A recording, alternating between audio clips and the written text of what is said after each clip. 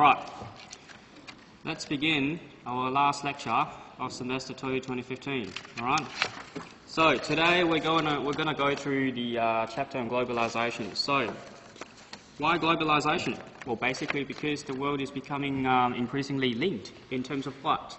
In terms of all these factors, migration and production. Yeah, think of we've gone through the examples of how. Look at the back of your iPhone. If you own an iPhone, look at the back of your iPhone. What does it say? It says it's designed in California. Yeah, but then where is it assembled? Where is it manufactured? Yeah. So because of all these critical business factors that are opening up opportunities for globalization and international marketing, we're seeing lots of things, especially if you look at packaging, the labeling of products, we can oftentimes see that a product is probably branded somewhere but manufactured elsewhere, right? So therefore we've got all these different components of country of origin. Yeah, we've gone through the concept of country of origin multiple times in the product chapter, in the promotion chapter. Okay, so we've got country of design, country of manufacture, country of assembly, as well as COBO, which is country of brand origin. Yeah, you may have a Calvin Klein that is originating from the States, but it's actually made in China. Yeah. We've got Zara, yeah, a Spanish brand, but it's actually manufactured, its products are manufactured primarily in Bangladesh, yeah. But we're going to go through this as one of the key competencies of Zara as an organisation, whereby it's actually locating its manufacturing operations close to its key distribution centres, yeah. We've also got technology, yeah. The world is becoming linked, globally linked in terms of how technology, think of how an industrialized economy is going into, an emerging market like Malaysia, for example. Yeah, you've got, a company from the United States going into Malaysia, setting up operations there, and what do? They actually, they are regulated to employ local people, and when they do so, they're actually training them, and educating them, giving them these skills and knowledge that are critical to, implementing all these very sophisticated systems. Therefore, we have knowledge and skill transfer. Yeah, think of how all these are developing countries going into developing economies, helping the locals. Yeah, think of how Coca-Cola, when they went into Mexico, instead of actually bringing their own distribution center, they were actually establishing their own distribution operations in Mexico by involving the locals as well as local communities. So do you guys remember the case study on Walmart that we went through last week? What did they do? What were they required to do by the South African government? They had to involve the locals, yeah, and involve the local communities as well as the labour. Yeah, the trade union, all right? We've also got capital. We've gone through this in the pricing chapter, yeah? It's becoming increasingly linked. We've gone through the examples of how BHP and, Rio Tinto, they're setting up offices in Singapore because the corporate taxes in Singapore, they're much lower compared to, Australia. So it is a grey area, but it's a bit controversial, but it is something that's happening quite commonly in this day and age. Okay, we've also got people. Think of how you've got people when you set up your own distribution or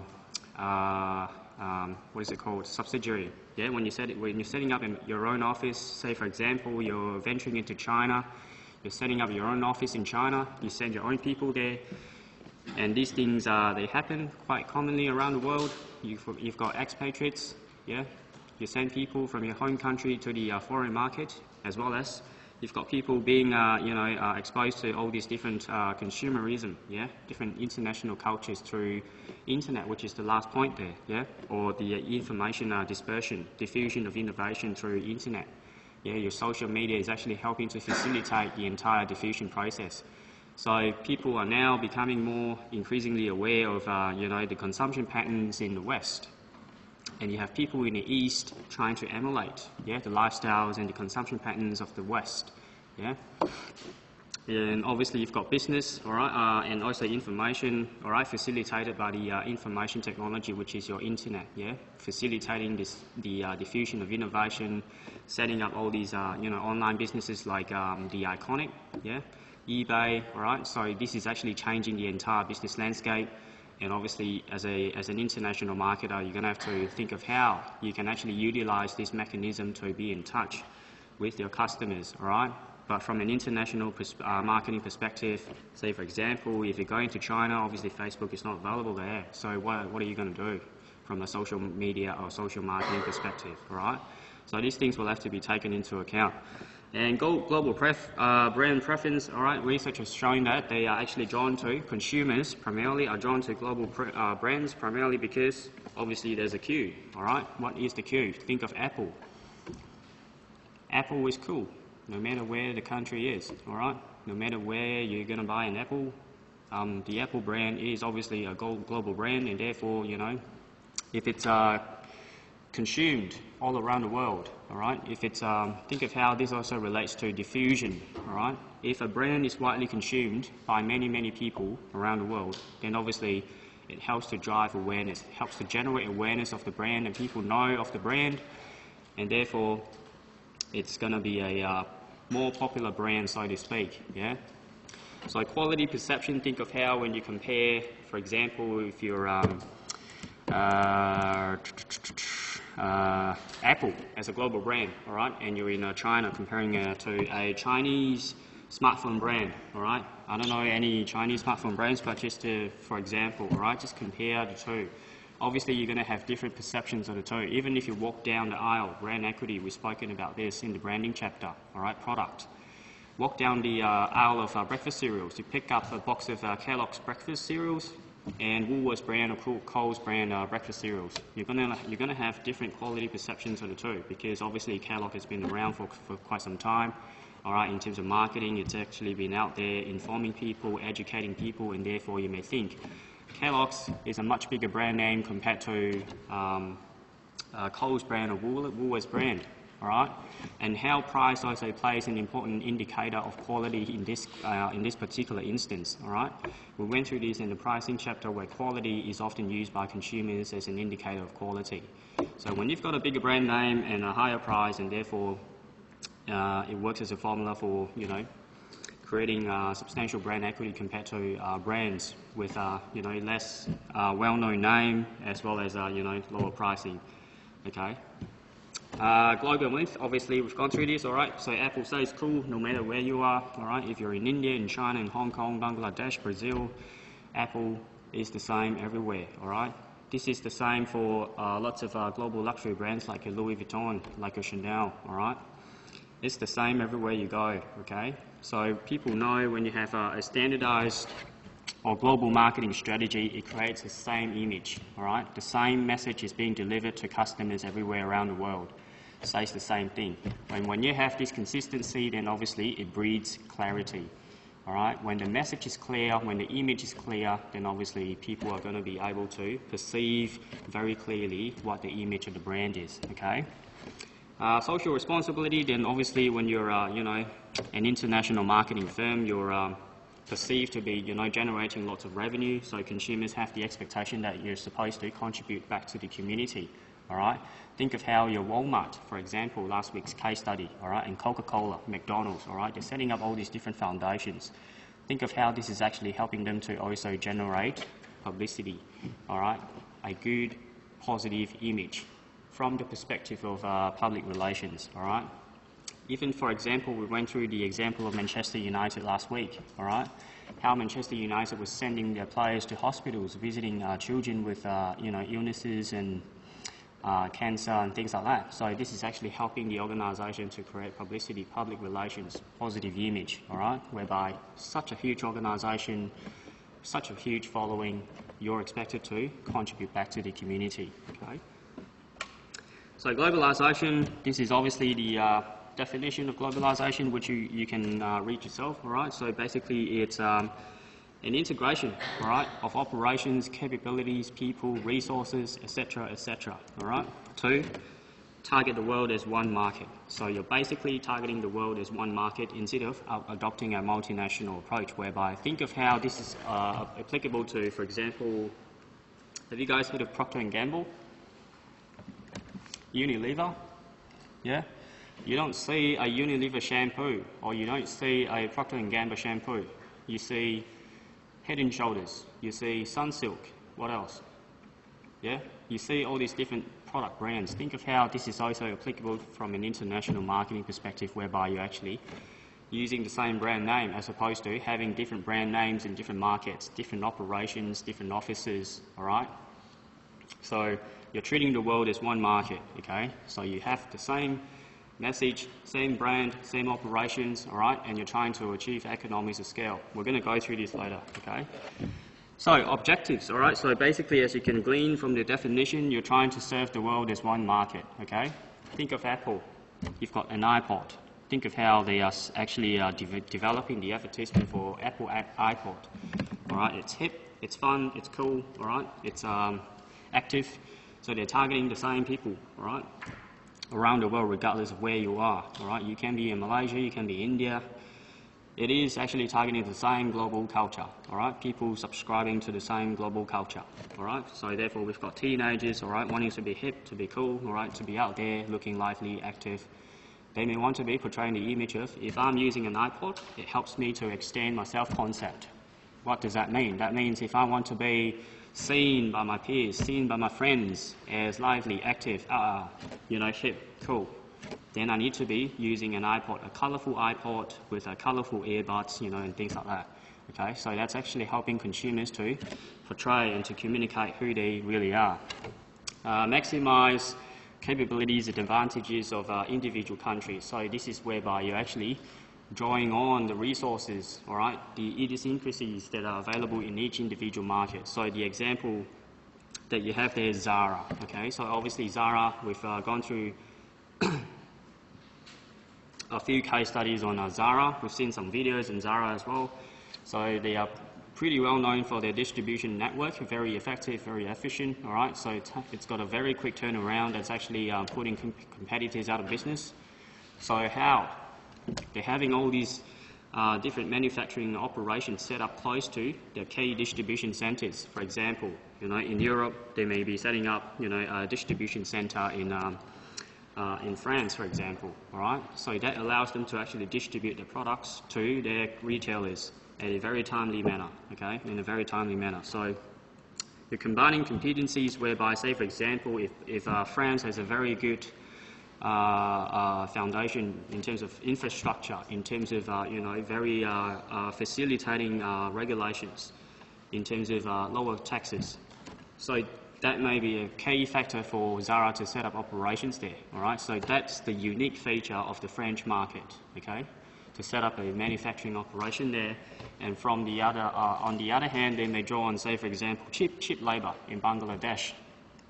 So they may be setting up manufacturing there, and then transfer the manufactured products to France as the where the distribution centre is located, and in France the products are then distributed all around the world. Okay, whereby it's got infrastructure, it's got everything that's available in the French market to actually help facilitate all these efficient distribution activities. All right, organise the firms, structure people, capabilities. All right, so this is actually taking into account whereby you're trying to look into the idiosyncrasies, the key features, all right, the positive driving factors that can help to increase the efficiency and effectiveness of your business without looking at bias of nationality, all right.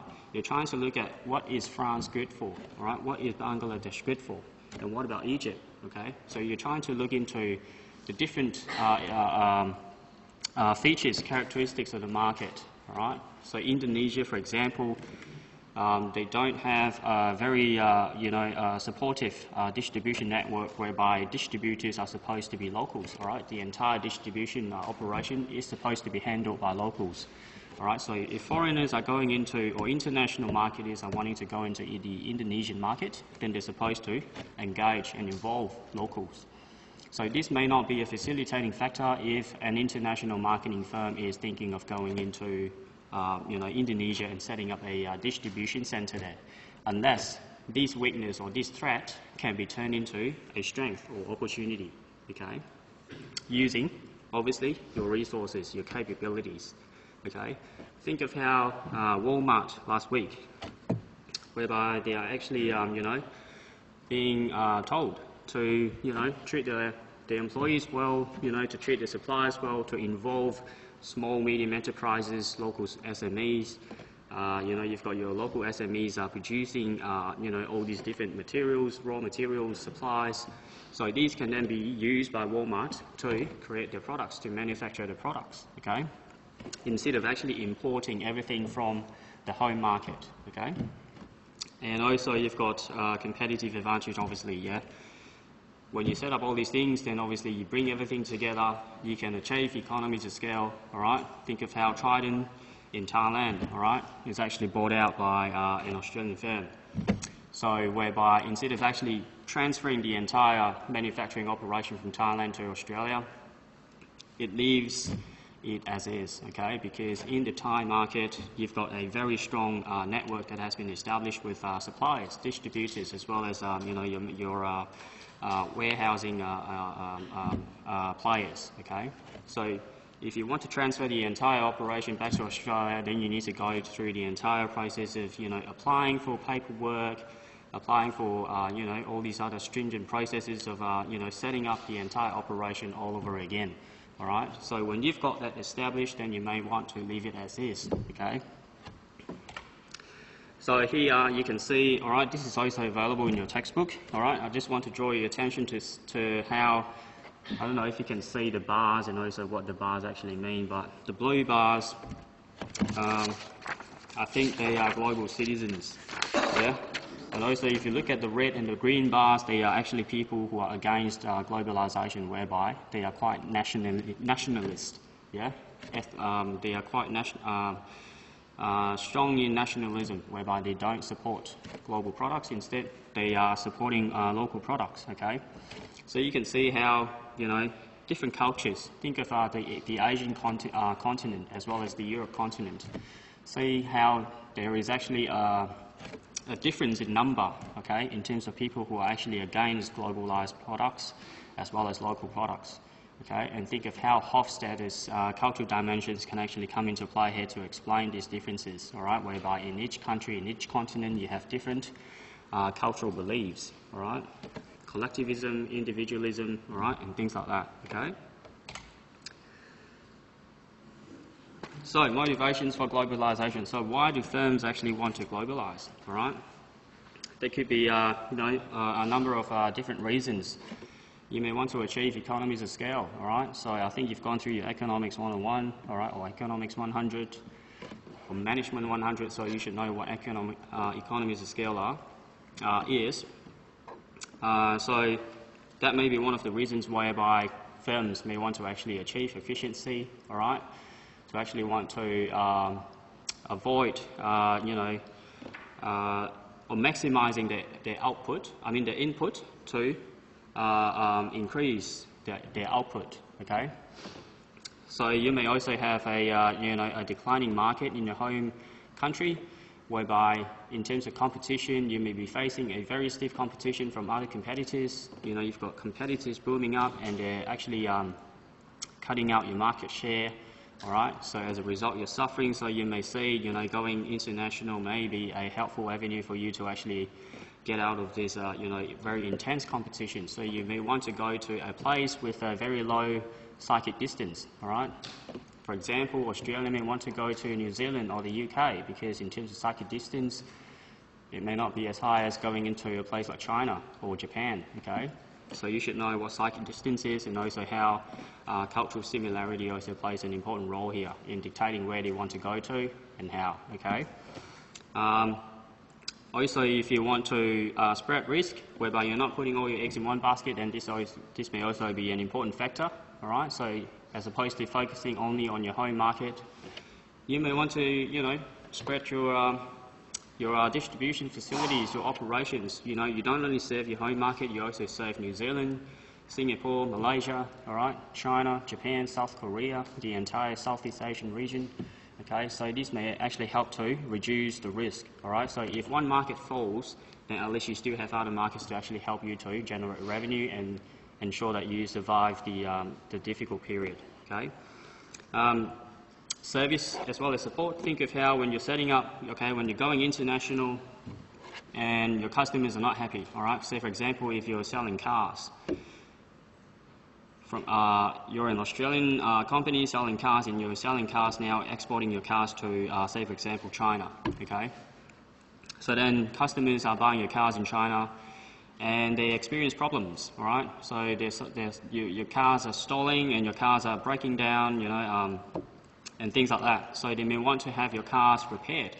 But then how? You don't have your own subsidiary there. So if they want to have your cars repaired, then you have to maybe send the cars over to a nearby country or a nearby market, and then you send your people there to fix the car, whatever. So it becomes problematic. So when you set up your own subsidiary firm there, it may actually help to create or enhance customer service, all right? So this is why you see Hyundai, I think Hyundai it is. They are actually working together with a local firm in, I'm not sure if it's Melbourne or Sydney, to set up this whole operation, all right, to help service this hydrogen-powered cars. Have you guys heard of it? So these are new inventions, all right, as opposed to powered by fuel or petrol. It's actually powered by hydrogen, all right? No, it's water, sorry. Yeah. I'm not sure if it's water or hydrogen, but yeah, it's a new invention. So now Hyundai, they are working with a local company based in Sydney or Melbourne to set up this facility whereby people can actually send their, this hydrogen-powered cars to this local facility to get serviced. Okay. So this is one of the key factors whereby international marketers may think of setting up their own offices there, all right, to get closer to their customers to address their problems should they arise, as opposed to, going through the entire process of, hey, you've sent me a watch that doesn't work. What do I do now? Okay, you have to send it back. It's going to take about a week, and then when you send it back to, yourself, then you're going to take another week to fix it. So it's going to be a very long process, and customers may be feeling a bit drawn out by that. Okay. So when you're doing all these things, you need to consider obviously buyer behavior, consumers. All right. So think of how between international markets you have consumers perceiving needs differently, all right? So say in a developed economy, people may think, all right, you go through the layers. Do you know the layers? You have your physiological basic needs, physiological, safety, social, esteem, things like that. Are you guys aware of Maslow's hierarchy of needs? So what's at the bottom? Your basic needs, which include food, water, and things like that, right? And then you go on to your safety and your esteem, and then obviously at the very end you've got self-actualization, all right? So you need to know this, all right? Maslow's hierarchy of needs. So some people, or in some cultures, you may go through the different layers in a progressive manner. But in some other cultures, you may actually skip, all right? Say, for example, you may forgo buying food. You may starve yourself because you're saving the money to buy this limited edition Chanel bag. All right, because this Chanel bag helps you to feel, or helps to increase or enhance your self-esteem, whereby you actually feel like you belong to this society, you belong to the group that you want to belong to, all right? So different cultures perceive needs differently, all right? And this is one of the key things that international marketers should consider when they're going international. And also you're going to have appropriate products. Think of how Toyota, all right, take into account different needs of consumers. They've got different products for different consumer segments. You've got Lexus, all right, for those who are into, status, luxury, prestige. All right, Lexus actually allows consumers to showcase all these different psychological features of themselves. You've got Camry, obviously, a very huge car, all right, a family-oriented car. You've got Yaris, all right, whereby, it fits a university student especially, all right, if you're a mobile person living in the city. Think of how all these different ads also help to communicate that image and that message, all right? And also Prius for those who are, environmentally friendly and care about the environment, okay? Those who are green, then they may want to buy Prius, okay? And ability to adapt business cultures. Think of how when Toyota came into the Australian market, so they were not just fixated on pricing their products based on cost. Okay, so it's market-based pricing as opposed to cost-based pricing. So in the pricing chapter, we went through these two different pricing strategies. Okay, so market-based pricing, you take into account obviously your cost of manufacturing the product, but also how competitors are also pricing their similar products in terms of how they're advertising it. All right, in terms of what do they include in terms of features.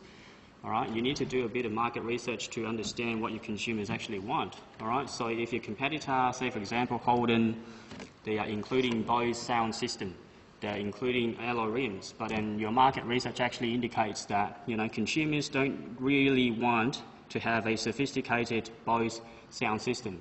So in that case, you may be able to reduce the price of your product by removing the Bose sound system and including a more normal or common sound system, all right, and that helps you to reduce the price. And when you have your price reduced, then obviously it gets you to be more competitive in terms of how consumers actually see your product.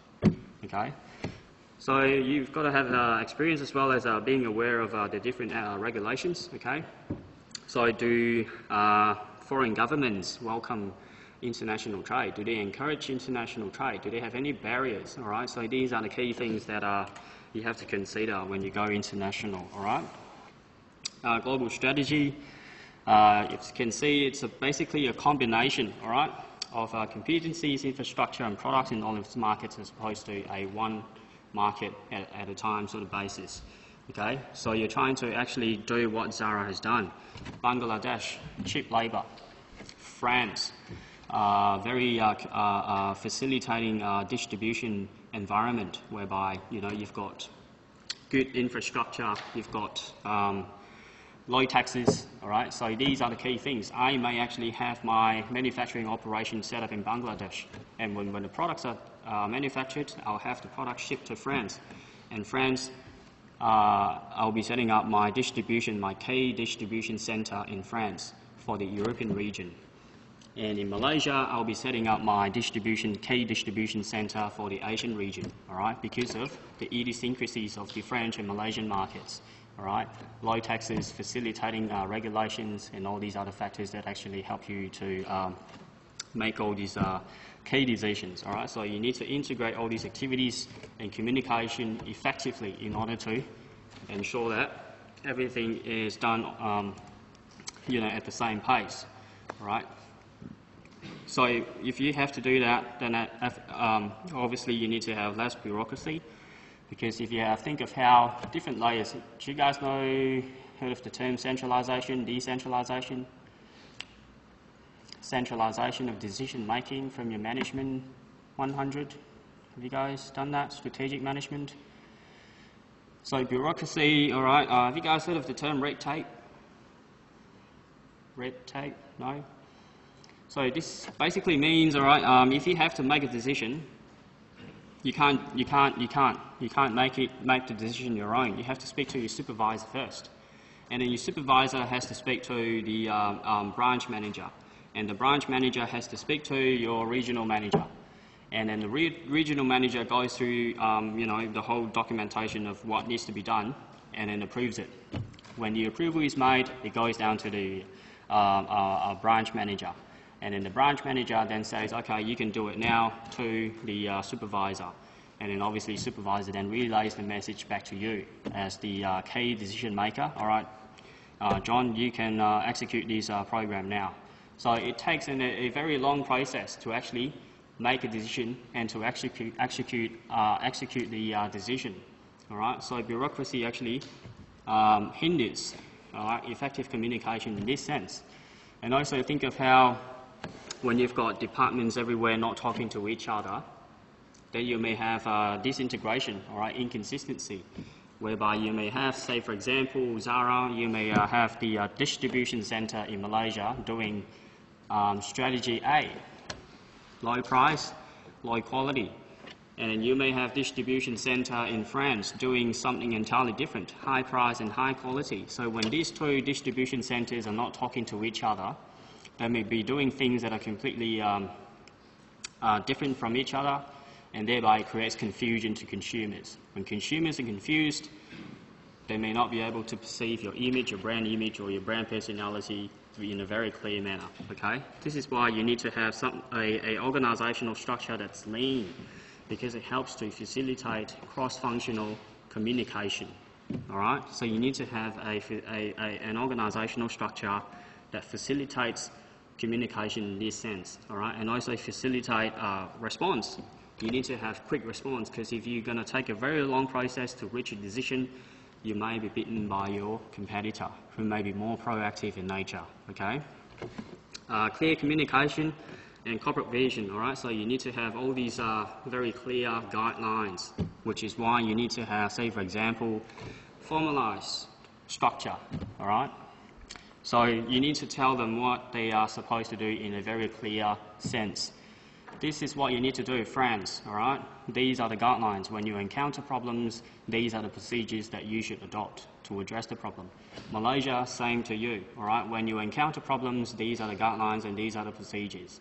Follow those procedures and address the problems accordingly, all right? So when they are prescribed with specific guidelines, then they can be doing things similarly, and then they can be singing in the same tune, all right? So that's what you want, because if everyone's doing different things, you know, it creates confusion, right? Consumers may be confused by what you're actually doing when you have France doing something else and Malaysia doing something entirely different, okay?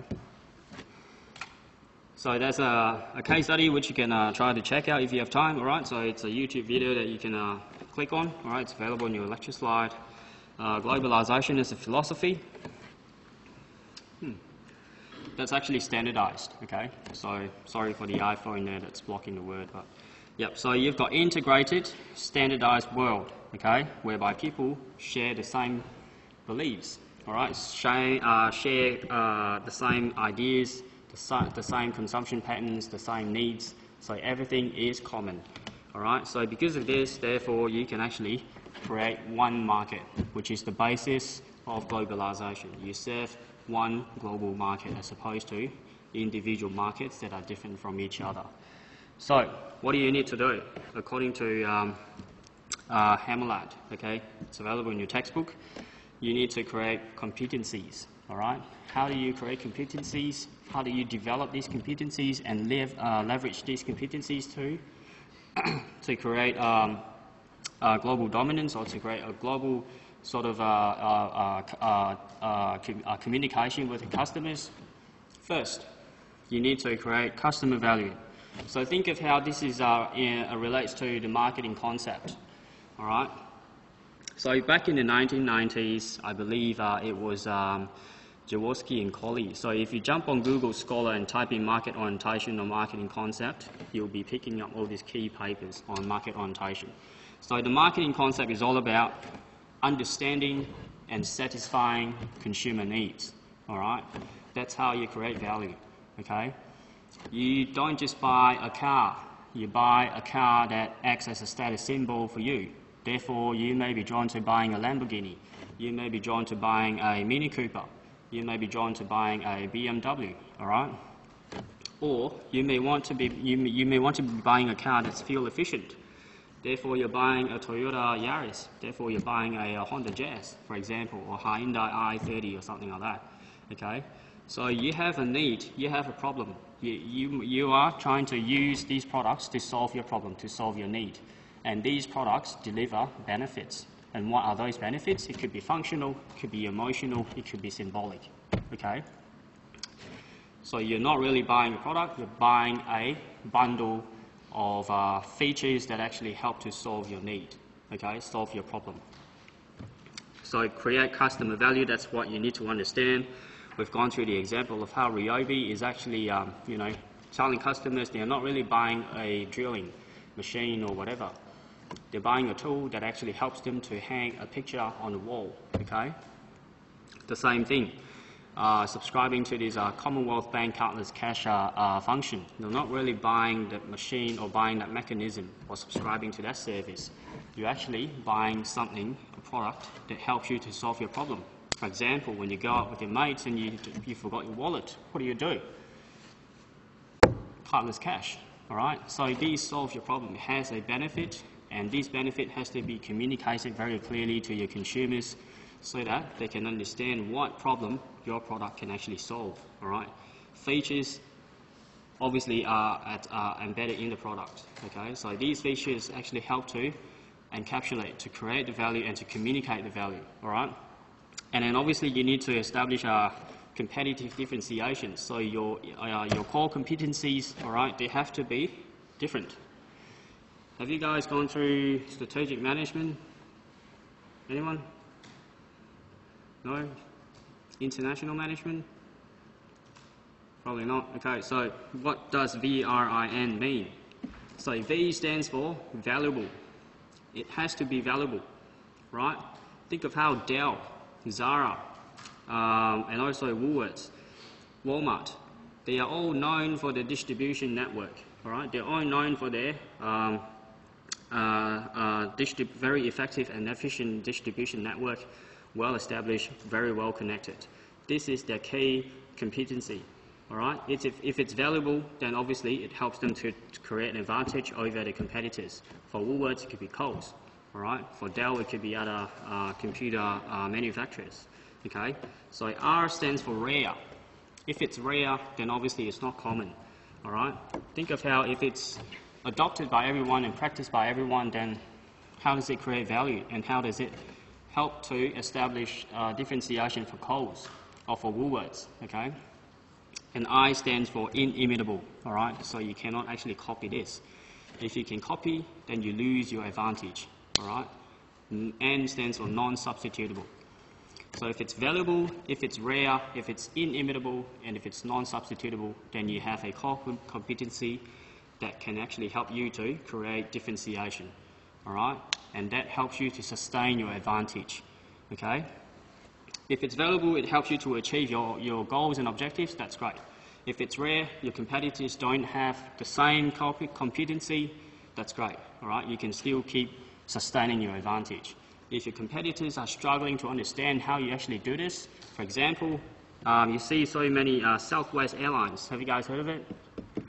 Southwest Airlines. So they haven't been, they didn't do really well because they were struggling to cope with the competencies of all these other airlines that are aligning with environmental change, okay? Think of also how Kodak, they went bust, okay, because of the whole information or digital age that came around, all right? So some competitors were able to develop competencies to align with this environmental change, but Kodak was struggling to develop this competency because they didn't know how to actually align, all right, to adapt to this environmental change. So you need to have, competency that cannot be imitated, all right? Therefore, you can see Dell doing really well, Woolworths doing really well. What else? Walmart doing really well because all these competencies, the competitors are struggling to understand, hey, how did you do it? How did you do it, create such a strong distribution network, all right? And also non-substitutable, obviously, because if it's rare, if it's non-substitutable, then you can actually sustain, all right? When you have an advantage, you can sustain it, all right? Competitors are struggling to understand how you do it. They cannot copy it. They cannot do the same thing because they don't have the same resources. They don't have the same infrastructure, technology, skills, etc., etc. Therefore, you can sustain your advantage, okay? Extendability, this also relates to the notion of dynamic capability, okay?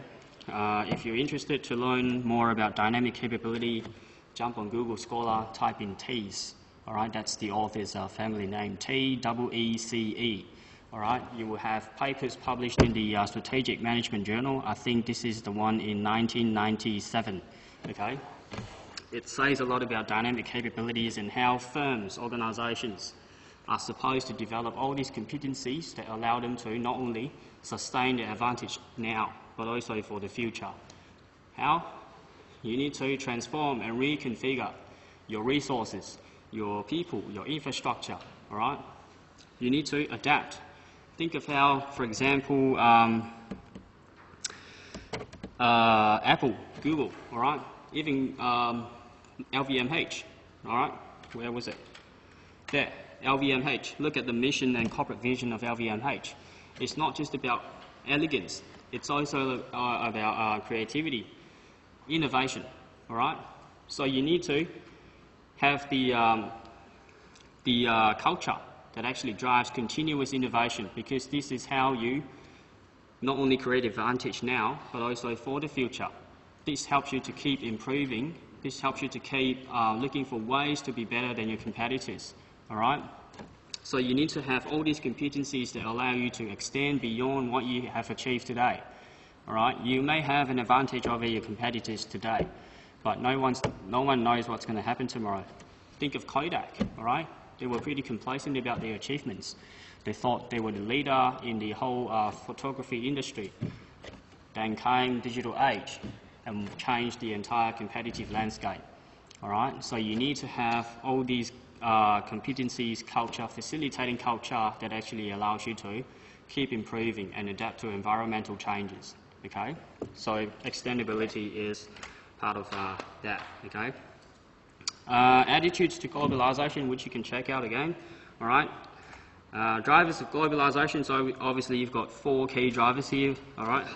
Keywords of which I have highlighted for you. So obviously market drivers, you need to understand the market in terms of its income, lifestyle, all right?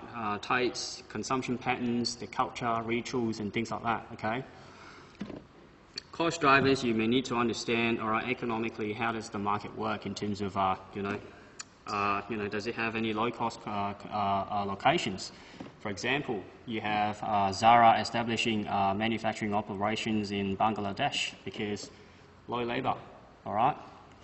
And then establishing a key distribution centre for the entire Europe region in France, because in the French market it has a really strong infrastructure that facilitates the attainment of this goal. It has a really strong network, all right? It has a really strong sort of environment whereby taxes are low compared to other countries. So you need to understand all these different things, all right, and from the cost perspective. What about governmental drivers? Okay, you have barriers, all right, you have privatization, you have protectionism, all right. If you're trying to set up, say for example, a key distribution centre in France, what is the French government saying about that, all right? Are they encouraging or are they discouraging? In the form of imposing barriers, imposing all these different tariffs and things like that. Are they also trying to get you to involve local communities? Are they also trying to get you to involve local suppliers, local distributors, all right? Competitive drivers, all right? Obviously, globalization is increasing because there is an increase in foreign ownership, all right? Think of how you have your joint ventures, you have your acquisitions, and things like that, okay? I think you can go through this yourself, all right, all the benefits and drawbacks of global strategy. All right, benefits, obviously, you've seen, you know, how you can actually create economies of scale, all right, that helps you to increase your efficiency. You've got a shared vision as well as a coordination of activities. Obviously, you know, when you have your different distribution centres talking to each other, then you can actually facilitate your efficiency much better, okay? Needs of customers may not be the same, obviously.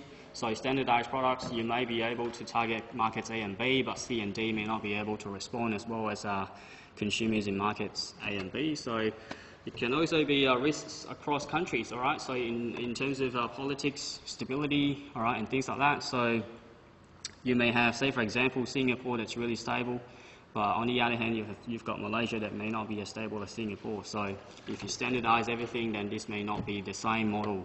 It may not be the universal model that works for every single market, okay? Coordination costs. Obviously, if you set up your own subsidiaries, it may incur a much higher cost because you need to bring in your own people, all right? You need to bring in your own resources in terms of your skills and knowledge and expertise, and these incurs a very high cost, okay, as opposed to involving the local. So, characteristics of the global firm. Obviously, we've spoken about bureaucracy. So there needs to be less bureaucracy because it facilitates a very quick response, all right? So if you have a quick response, then you can beat your competitor to the punch, okay? So that it needs to be decentralized so that these also facilitate communication between the two key distribution centers. You bring down departmental barriers so that Malaysia and France can actually talk to each other, what's going on, what do we need to do, all right? lowest barriers of communication, so you need to bring down the interdepartmental barrier, right? That's actually impeding or hindering communication, all right? Duplication of facilities, so you need to know what's Malaysia good for and what's France good for, all right? Zara may see how, from a manufacturing perspective, I can actually hire workers at a much lower cost compared to other markets. If that's the case, then I may want to set up my manufacturing operations in Bangladesh as opposed to France. But then in France, I've got a very facilitating environment because taxes are much lower there, and I've got the required infrastructure in place to set up a very efficient distribution network. So France could be a prime location for me to set up my distribution center whereby products manufactured in Bangladesh can actually be distributed to other countries in Europe, such as your UK, your Spain, your Germany, etc., okay? Local strategies, obviously this is a combination of how you need to think global but act local, okay? So we're going to have some examples later, such as this, all right? Whereby you actually think global but act local. And also try to think of your Walmart example last week, okay? Whereby they are also thinking global but acting local. Think of how when they are entering a new market, they are actually engaging in joint ventures, all right? And not only that, when they go into the South African market, they are involving local suppliers, they are involving local talent, local communities to be part of their operations, okay? So you've got Starbucks and Hewlett Packard here doing the same thing, all right? AAA framework, you've got adaptation, all right? Think of how your McDonald's and KFC, all right? So you've got three key components working together to achieve the same goal. Adaptation, that's whereby you're actually trying to maximize local relevance. KFC, they have the same standardized product everywhere, but they also adapt to local tastes. In Malaysia, they serve chicken, fried chicken with rice, all right? McDonald's in China, they serve pork buns. But in Australia, you don't really get these things, okay? But you still have the same standardized items on the menu, such as your Big Mac, as well as your Family Feast or your Zinger, okay? Arbitrage, so this is what we've been speaking about for the past 50 minutes, okay? About how, say, for example, Zara is actually understanding the idiosyncrasy of each market, all right? In Bangladesh, cheap labor. Malaysia, very effective, efficient distribution network. So these two countries can actually do different things, but very efficiently. So why don't I maximize my distribution network through these two different markets? Because of their idiosyncratic factors, because of features that are only unique to these two markets, okay? So therefore, yeah, you've got the examples of how cheap labor in India can actually facilitate the establishment of call centers, for example, okay? Aggregation, that's whereby you actually, aggregate your entire operation of the supply chain, all right, from manufacturing down to serving your end consumers. So this helps you to achieve economies of scale, all right, on a global scale as well, all right, internationally, if not regionally, okay? So I think this is probably it, yeah.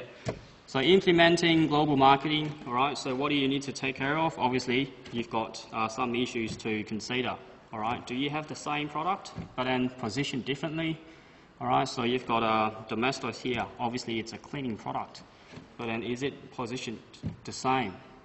For example, in Germany, it may be not positioned the same as how the product is actually positioned in Australia, okay?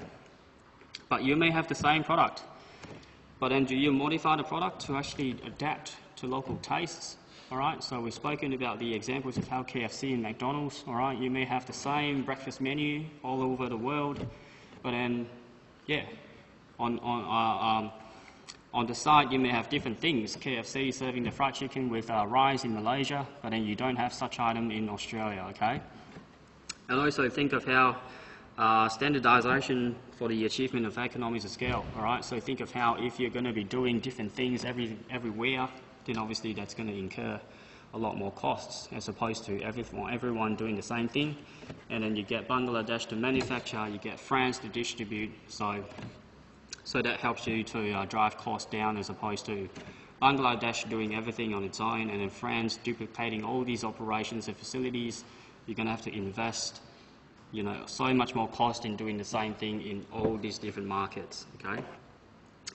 You've got obviously deglobalization or globalized or standardized, homogenized consumer culture.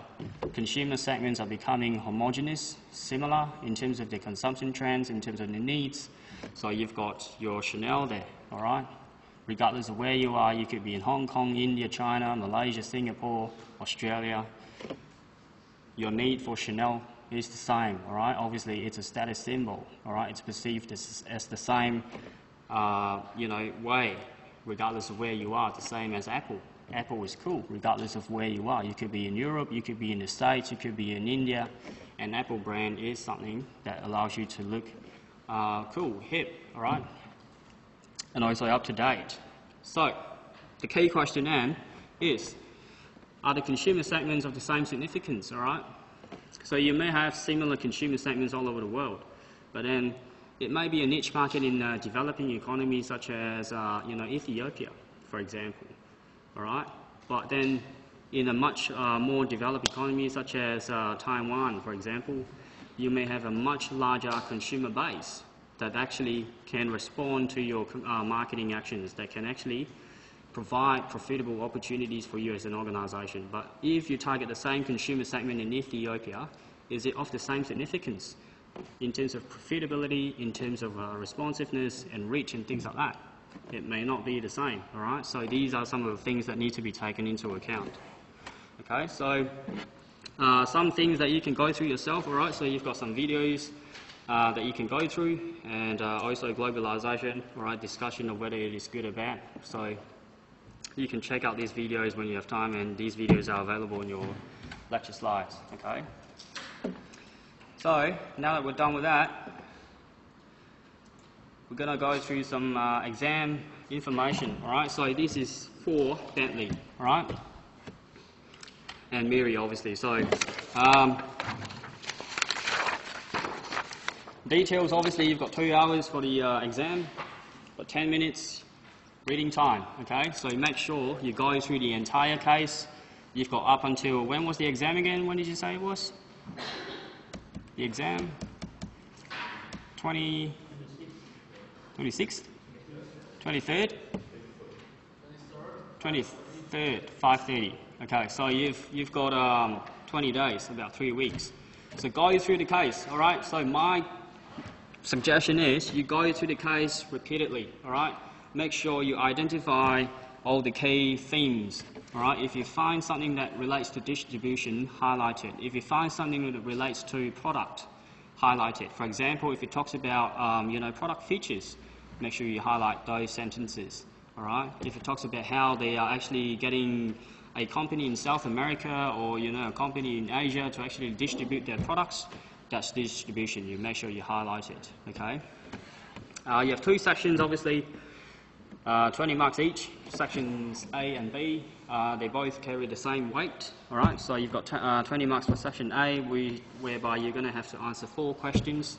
You can't choose, all right? There'll be 4 questions, you're going to have to answer all 4. In section B, you've got 5 questions from which you choose to answer 2, all right? So these are long answer questions as opposed to your section A, which are basically your short answer questions, okay? That's the case study, which I think has been made available on Blackboard. So please make sure you check it out, read it, understand, highlight, okay? But the key is you can't actually bring your highlighted copy or your own copy of the case study into the exam hall. But when you go to the exam hall, you're going to be given a new copy of the case, all right? It is still the same case, all right? You're not going to be given a different case study. But make sure you know where you've actually highlighted the keywords, the key themes, all right? So that when you go through the exam paper during the reading time, then you can actually try to think, all right, and recollect where you've actually highlighted all the key themes. Yeah, so section A is compulsory, and these are the exam topics. I believe they have been made available to you by your tutors. All right, so focus on these key topics, all right? But I guess if you've done your, you know, feasibility study, then you must have known all these things, okay? The other thing is you've got the guest lecture thrown in there, all right? So Elizabeth was here in week 6. She delivered a lecture on B2B marketing, so make sure you go through that recording, okay? And try to pick up some key things of what she was saying on that day, pertaining to things like understanding your customers, segmentation, and how you've got the 4 Ps, and how business firms are actually using the 4 Ps. All right, so these were the key things that Elizabeth talked about during her guest lecture. So try to go through, re-watch the guest lecture and understand what the guest lecture was all about, okay? So some key points that you need to be doing, all right, obviously answer the questions directly. When you've only got 5 marks for a question, then obviously don't spend too much time writing 2 pages or 3 pages, all right? Be straight to the point. Understand the question. What is the question? We're going to go through some questions later, which are not covered in your exam, but they are just some examples drawn from previous exams, okay? So answer the question directly. Use headings, highlight your keywords if you want to allow the examiner to actually know what you're actually trying to say and what your keywords are. Use international marketing terminology, okay? So these are some of the one of the key issues, especially in your current issues, whereby you're actually asked to analyze issues that are happening in this day and age, but then you're not using international marketing terminology to express your views, all right? So it is very important that you try to use international marketing terminology to express your views and to develop your arguments, okay? Don't spend too much time on one question. If it's only carrying 5 marks, then you just need to identify 5 key points with 5 examples, for example, okay? Don't write out or repeat the question. When you go into the case study, try not to, repeat chunks from the case study, okay? Try to identify key points in the case study and paraphrase if you have to, all right? Understand what the case study is all about, understand what each paragraph is touching on, and then try to use your own words, okay? And also try to define and apply. We've been talking about this throughout the entire semester. All right. When you use international marketing terminology, one of the ways that we assess your understanding is to get you to define what the term actually means and how it is applied to this particular situation. All right. This is how we assess your understanding. If you understand well, use an example to illustrate your point. Okay. So this is how you maximize your points. Define and apply using examples. Okay. So here are some sample exam questions. All right, so these are not the questions that will be covered in your exam. This is just a guide of what to expect, okay? So as you can see there, you've got your product attributes, all right? If you go through the case, if it talks about product, in terms of its features, in terms of its benefits, in terms of its attributes, etc., try to highlight those things, okay? And understand the different product elements. So you've got your obviously your core, your basic, your expected, your augmented, and things like that. So you need to understand the different product elements here.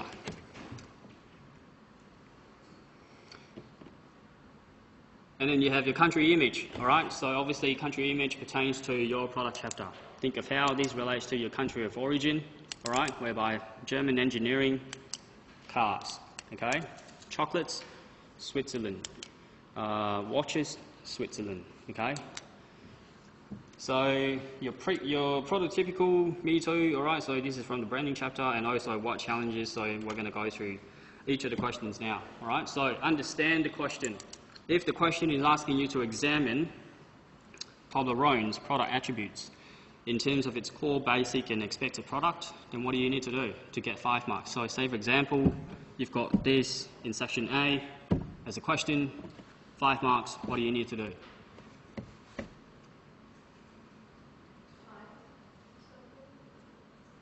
Sorry?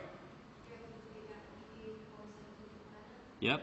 So what do you have to define in this instance? Product attributes, maybe? Basic, expected, yep. Yep. So you need to define what is a core product, what is a basic product, and what is an expected product, okay? So when you've got definitions in place, you get marks, all right? So that's your understanding. How do you illustrate your understanding? Use examples. All right, it may not have to be drawn from the case, but if you can use examples such as this, all right, you define what is a product, all right? You define what is a core product. You define what is a basic product, and finally you define what is an expected product. How do you illustrate your understanding? You may be able to memorize definitions, but I don't encourage you to memorize. Try to understand, all right, what the definition or the term actually means. Okay? When you understand or when you've actually defined the concept, use examples to illustrate your point. How? Use examples. Core product, you've got benefit of service. So Toblerone, obviously you've got, what is the benefit of eating Toblerone? You may have had a long day at work, all right? This may be a reward for yourself after dinner by having a block of Toblerone, for example. All right, it may be able to give you pleasure. All right, you've had to celebrate an occasion, for example, an anniversary with your partner. Why not? Have a Toblerone when you're watching Netflix or whatever, all right, on the couch, chilling. So this could be nice, all right? Basic product, so you need to define what basic product actually is, all right?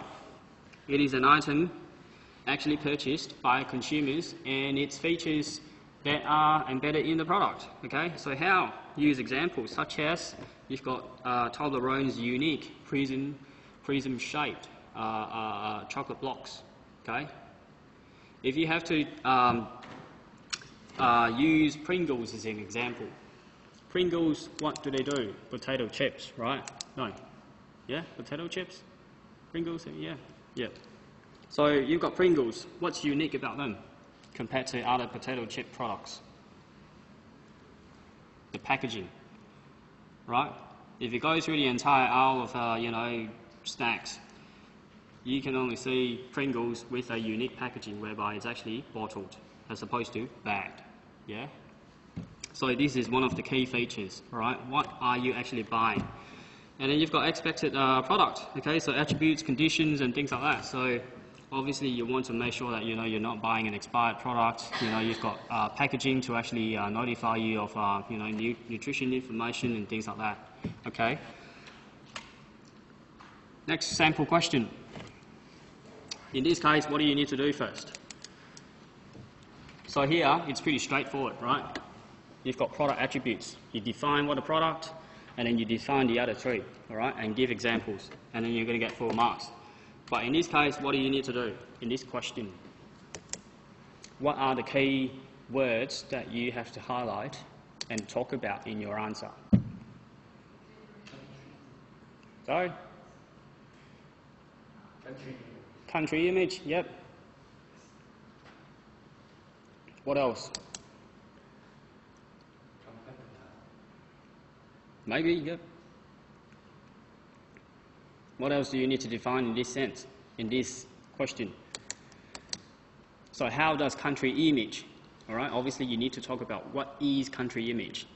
Play a role in differentiating. What is differentiating? Yeah? So, country image and differentiation, obviously, then you need to define them, all right?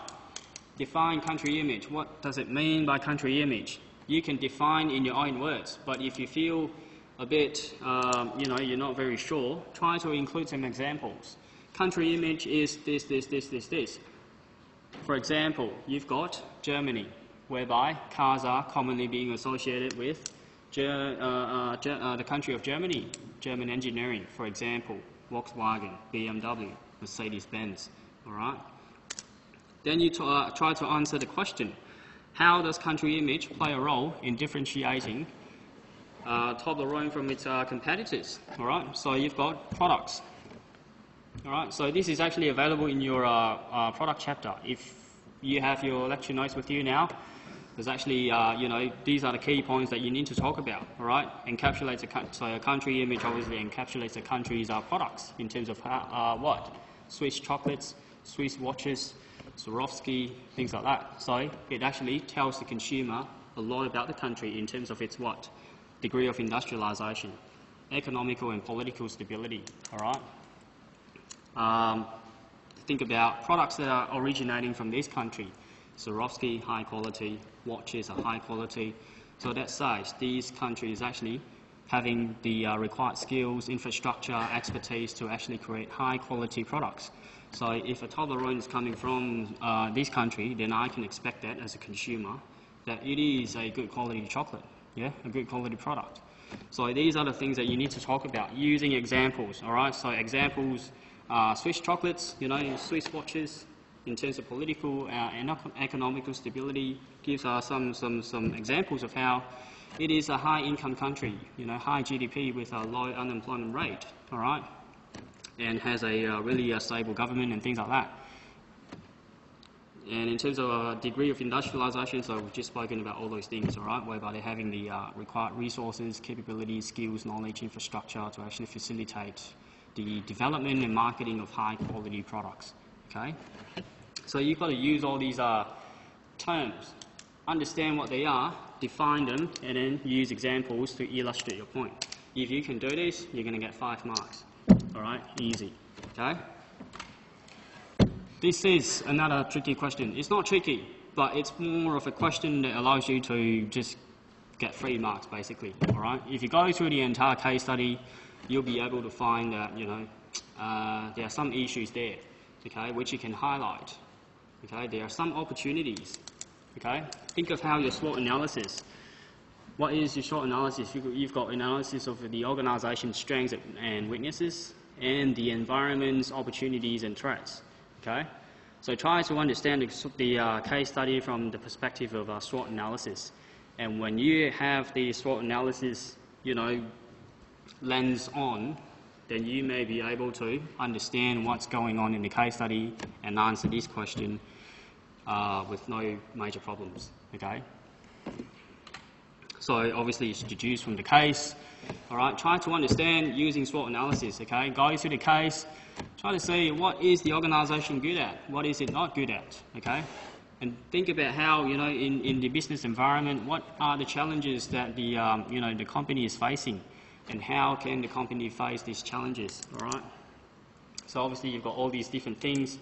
If you want to get full marks, try to identify the key issue and then use example drawn from the case or using your own example, all right? There has to be an explanation. You can't just leave, you know, for example, what challenges may Toblerone encounter in the next 5 years? One of the challenges is health issue. You're not going to get any marks for that. I mean, you may be getting half a mark, but then you need to include some explanation, some elaboration. Try to elaborate on why you think health consciousness is going to be a challenge for Toblerone, for example. All right, so think of how you're going to be answering the questions of why and how, and not just the what. Yes, you have to identify the what, but you're also going to have to talk about the why and the how. Okay, so this comes in your explanation part. This comes in your example part. Okay. So here we have section B, whereby we've got some really, you know, not very straightforward questions. All right. So it goes beyond your identifying the stages or identifying the types or whatever. It requires a bit of critical thinking. Okay. So you may have to identify stages and then identify the different types of something, but you still have to use some critical thinking to answer all these questions. Okay. So we're going to go through them individually. Here, what do you need to talk about first? And remember, in this section, how many marks do you have for each question? 5. Not 10 marks. How many? Which section are we in now? Section B. Answer 2 questions from 5, and each question carries 10 marks. Go. Good. So, what do you need to do here? You've got 10 marks compared to 5 marks. Yeah? So 5 marks, obviously, you don't have to go like, you know, 2 or 3 pages. But 10 marks, you may have to go beyond, you know, 1 page, for example. All right? Or maybe 1.5 page, even if you have to talk about. Depends on how your writing is. Yeah? If you write really big words, then obviously you're going to take up more space. But yeah, the question is, what are you going to do here? What is the question asking?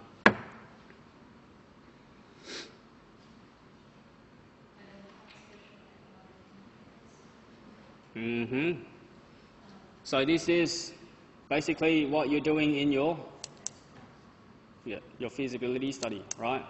So you should have known this, all right? You should have known what are some of the key factors or indicators that you can use to justify how a firm should, go into an international market. So what are some of the indicators that you can use in this context? What do you need to do first? Before you apply, you need to... What are you defining?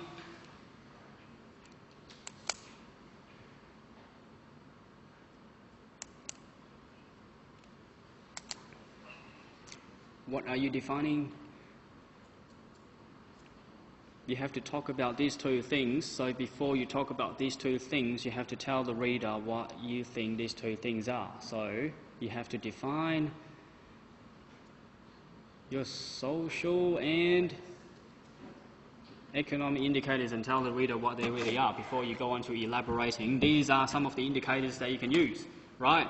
So you have to define and then you have to use these indicators because you can't jump straight into, we think GDP is a good example. But what is a GDP and which category does it fall into? Social or economic, yeah? Lifestyle consumption patterns, yeah. Which category or, class does it fall into? Social or economic. So you have to tell the reader. Social indicators are blah, blah, blah, blah, blah. Some indicators from a social perspective that an international marketing firm can use to justify going into a foreign market include lifestyle consumption patterns. What do I mean by lifestyle consumption patterns? This is what I mean by lifestyle consumption patterns. To illustrate, here are some examples. Right? Define it and apply with example. GDP or unemployment rate could be some economic factors that you can use as well. All right? So from an economic perspective, these are some of the economic indicators that a firm can use before going into an international market. For example, GDP is assessing the market's blah, blah, blah, blah, blah. Unemployment rate assesses the market's blah, blah, blah, blah, blah. And these indicators are helpful because of blah, blah, blah, blah, blah. It tells the international marketer whether the country is doing well, it has opportunities for growth, all right, whether consumers have the income and spending power to respond to the marketer's marketing actions. Yeah? Make sense? Yeah? You think you're going to be all right? Yeah? I have faith in you, okay? So, here, what are you going to do? Again, how many marks? 10 marks. Yeah? Can culture be standardized? If so, identify some cultural universals. If not, outline some cultural differences. So this is basically a question that is asking for your view. And when you express a view, you're going to have to use international marketing terminology, like what we spoke about earlier, okay? Don't express your views using terms that are not related to international marketing. So what do you have to do first? Here. Sorry? Explain what is a culture? Yes. Define, standardize? Yes. Brilliant. So, now that you've defined the key terms, then you need to choose a view, right? When you choose a view, then obviously you need to tell the reader, all right? Why do you think you're going with, universals? So you can find some of these, universals and differences in your social cultural chapter. Okay, I've just given you some examples here. All right, so culture, you need to define what a culture is. All right, shared values and beliefs that tell how people within an organisation or a community or a system how to behave. All right, you need to know what culture is. You need to know what culture is, if you know what I mean. Okay, so you've got universals, you've got differences. Okay, pick a view. Why do you think culture can be standardised? And why do you think culture should be adapted? Yeah? Explain, using examples, again. Alright, so cultural universals, you've got human nature, alright? Because people are inherently good or bad. How? If it's bad, then what can an international marketer do? Using international marketing terminology, you can use examples such as your corporate social responsibility or your publicity or your public relations to actually help you to create a good image, all right? Yeah, Manchester United sending Juan Mata and Wayne Rooney to hospitals, visiting patients, all right? So, yeah, these are some of the activities that organisations can do to portray the image of goodness as opposed to, you know, evil and bad, okay? If you adopt the view of cultural differences, then obviously you talk about, you know, Maslow's hierarchy of needs is one of those key differences. So you have like what we just spoke about in the globalisation chapter a while ago. You may have the same product, but it's going to be perceived differently because people go through the layers of needs differently. All right, some people may actually go through the whole process of, yep, I don't care about the Chanel bag, I need to feed myself first, I need to get a roof over my head first, all right, as opposed to I'm starving myself, I'm tightening my belt because I'm saving my income to get that limited edition, you know, Chanel bag, for example, okay? So you need to tell the examiner, the reader, the person who's marking your papers, all right, why do you think culture should or should not be standardised using all these key indicators and examples, okay? Now, last but not least, what do we have?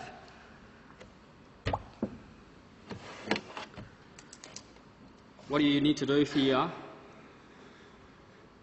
What do you need to do first?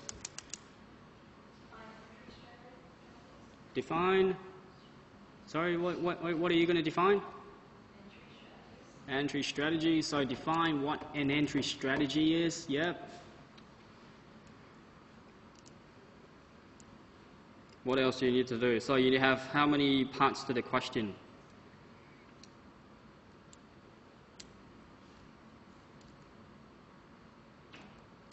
How many parts to the question can you see? There are 2 parts, right? So the first one is identifying the different entry strategies. Second part is you have to tell the reader which strategy is most suitable under what condition. Make sense? Yeah? These are all the strategies available to you, Mr. Marketer. But I think in your situation, you should go with this because this is what your situation is. Therefore, you need to choose these specific strategies. Therefore, define market entry first, and then identify all the different strategies that you can find in your distribution chapter. Exporting, okay? You can use your local agent, you can use, you know, your agent overseas, all right? You can joint venture, you can, you know, strategic alliance, acquisition. You can even set up your own subsidiary firm. But then when we talk about distribution, what do we really focus on? The 3 C's, right? Cost, control, and commitment, right? Is cost going to be an issue for you? Are you willing to spend the X amount of money, all right, in order to have the control that you want? Is control necessary? It depends on the nature of your product, yeah? If you're going to be selling a status-laden product, then obviously branding is going to be an issue. If branding is going to be an issue, then you need control. How? Setting up your own subsidiary firm, for example.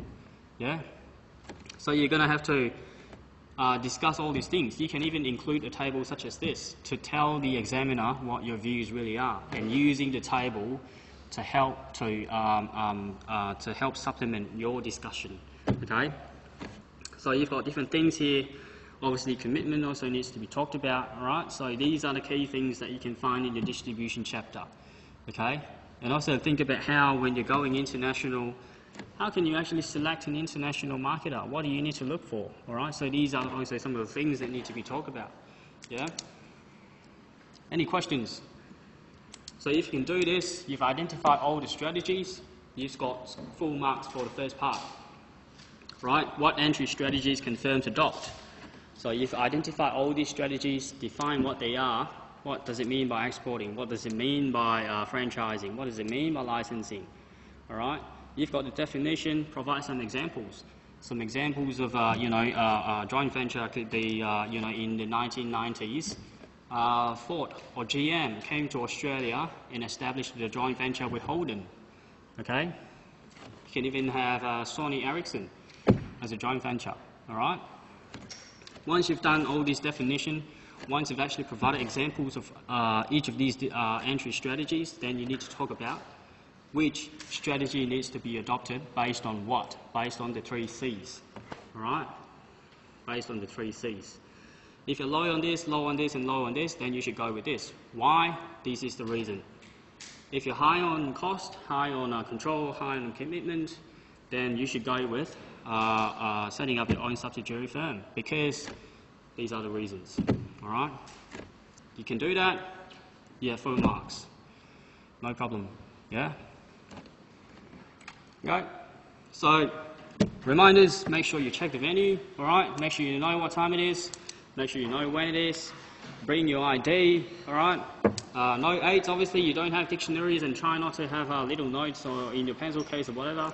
Don't do that, because we've actually had a few cases of them. And last but not least, please evaluate. I know the evaluation form has been released, so please evaluate the unit, okay? Good luck to all of you. Thank you for coming to today's session. All the best, and hopefully I don't see you again. Okay, thanks. Sorry, yesterday you told me my mark had been released, but I didn't see anything. International marketing.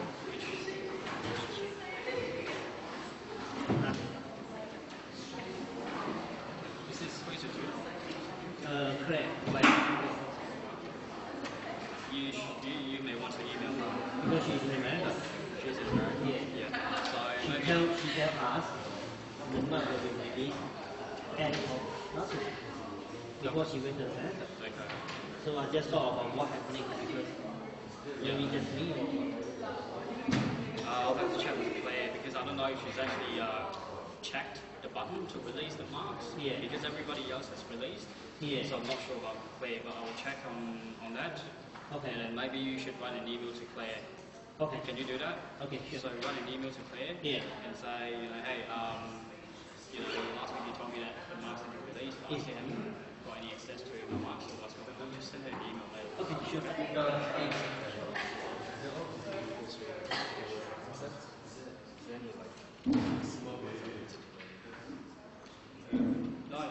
you just have to go through the chapters. The whole chapter. The things that haven't covered. Yeah, so, yeah. Do you have a copy of the textbook? Yeah. So the textbook, obviously you can't actually cover every single thing in a chapter.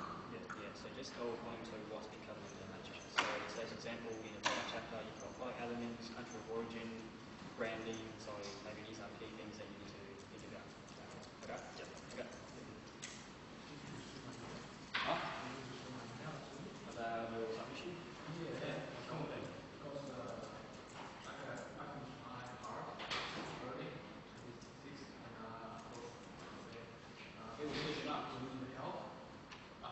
So what's your role? Yeah.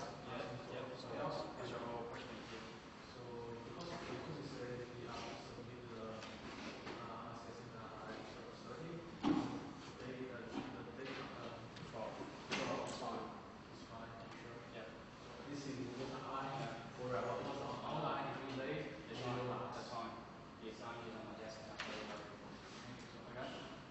Oh, no, I just want to clarify this thing. So most of the the exam will be based on all the case study, right? All the case study will have been true based on that. Case study is to help you understand what you need to expect in the exam. So we've just gone through a few sample questions. Yeah. So these questions are going to be pretty much the same. Yeah. Questions that you can expect in the exam. No, I'm talking about the case of based on what we've been through like the whole semester. The case. No. What do you mean? Like for example, Amway and the other. Maybe the Walmart or whatever. So based on that case study and So those exercises help prepare you for the exam. no, based on that. No. Oh, okay. You have a case and it's called skin in the game. Yeah. So Michael, do you have access to the case? Already done it and printed. Yeah. So it's available on Blackboard. Oh, okay. So read the case. What is the case called? key in the game. Yeah. In where? In the Where is it, Michael? Platform. yeah. But under assessment or Your learning module. oh okay. Yeah. Yeah. Okay. Okay. Alright, thanks. Okay. Thank you.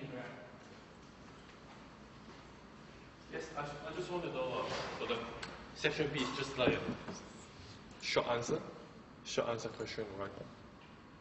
Section B. Section B, well, you've got 10 marks. Yeah, just like short answer question. Have a question about. It's not related to the case, right?